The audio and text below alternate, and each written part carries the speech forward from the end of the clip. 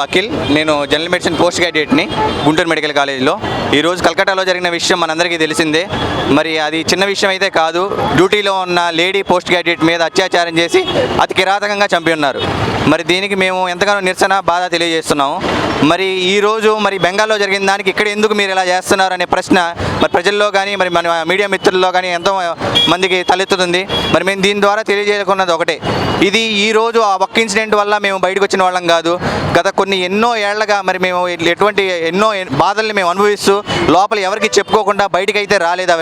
అవన్నీ ఒకటొకటిగా పేరుకొని ఈరోజు మరి అగ్నిపర్వతం బద్దలైనట్టు బద్దలయ్యి మరి రోడ్ల మీదకి వచ్చే పరిస్థితి అయితే కలిగింది. మరి మేము కోరుకున్నది ఒకటే, అక్కడ న్యాయం జరగాలి బెంగాల్లో ఆ లేడీ డాక్టర్కి వాళ్ళ ఫ్యామిలీకి ఏదైతే ఉందో. రెండవది, మరి కనీస వసతులు నైట్ డ్యూటీలో లేడీ డాక్టర్లకు కూడా వసతులు కల్పించలేని పరిస్థితుల్లో మరి అంత దౌర్భాగ్య స్థితిలో మన గవర్నమెంట్ హాస్పిటల్ కొన్ని ఉన్నాయి మన దేశంలో. మరి వ్యవస్థలో మార్పు రావాలి.